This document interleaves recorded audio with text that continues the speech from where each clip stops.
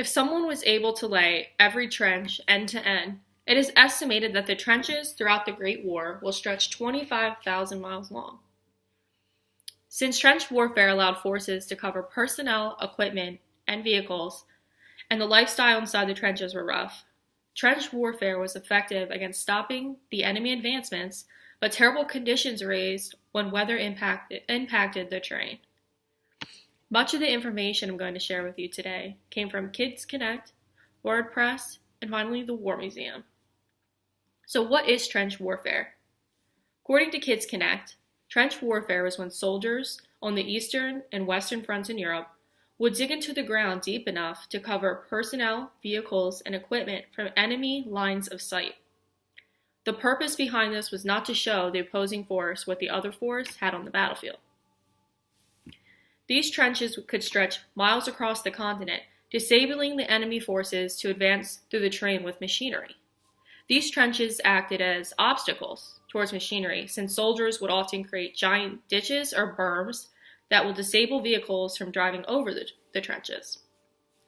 These trenches were also refortified on the battlefield to ensure that the opposing force could not overrun battle positions at any given time. The buildup between trenches would result in an area called no man's land, a piece of land between two trenches that a force cannot occupy. Now let's talk about the lifestyle of the trenches. According to the War Museum, overall, these trench lifestyles were a disaster because these trenches would roughly be 1 to 2 meters wide and 3 meters deep. Not a lot of room for comfort, especially under enemy bombardments. The trenches were dug through dirt, which was good against enemy shrapnel. But the con to this was when it rained, the trench flooded and dirt would turn to mud. This created a low morale amongst the warfighters, and trench foot occurred, which took soldiers off the battlefield. When soldiers died in combat through direct or indirect fires, there would be not an appropriate place to put the bodies right away. These bodies would lay in the dirt or in the flooded trench, which could then spread disease. And then along with that, we have rats, lice, and frogs that were also problems in the trenches, and they would often get into the soldiers' clothes. Another mental ache was when soldiers tried to bed down for the night. Soldiers' sleep cycles were rough since combat occurred throughout the night and early mornings most of the time. Warfighters would have anxiety about falling asleep. How were the trenches built? According to WordPress, there are 3 ways that soldiers would build these trenches: entrenching, sapping, and tunneling. So entrenching is when you would dig the trenches straight into the ground, and this was also done under enemy fire.